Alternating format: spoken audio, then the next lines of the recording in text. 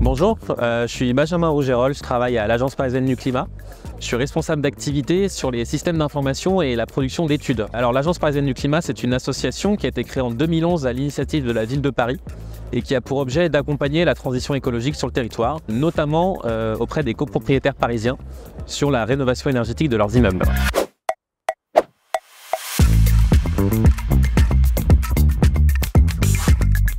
Alors l'Agence parisienne du climat est en effet partenaire du salon Passibat. Le sens qu'on y donne, c'est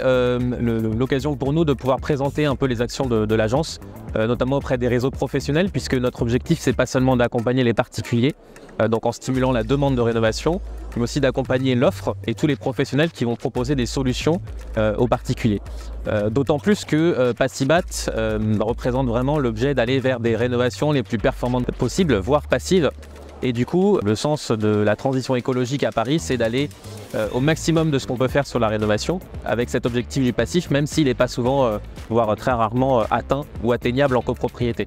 Donc l'objectif pour nous d'être présent aujourd'hui, c'est vraiment de rencontrer tout le tissu professionnel qui peut apporter des solutions à nos copropriétaires.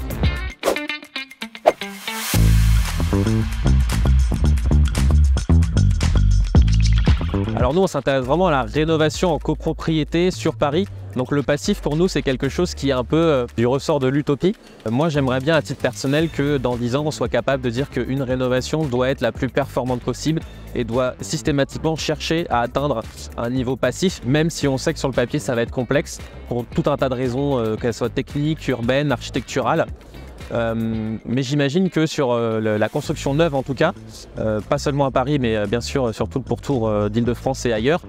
qu'on soit capable de proposer déjà des solutions techniques qui permettent d'aller sur le passif et qu'on soit en capacité aussi d'être un peu plus coercitif ou incitatif pour que ces constructions se fassent en masse et que ça ne soit pas du ressort de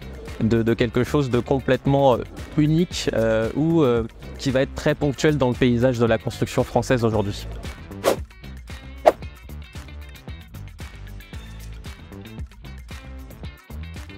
Alors si je devais donner des a priori sur le passif qui ont été personnels et qui je pense sont peut-être encore un peu partagés,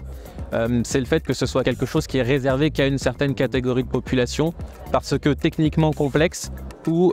extrêmement onéreux pour atteindre ces niveaux de performance. Je pense qu'en fait on peut considérer que la rénovation passive, au-delà des techniques, c'est vraiment une volonté d'aller chercher ces niveaux de performance et pas seulement de s'arrêter à des considérations technico-économiques.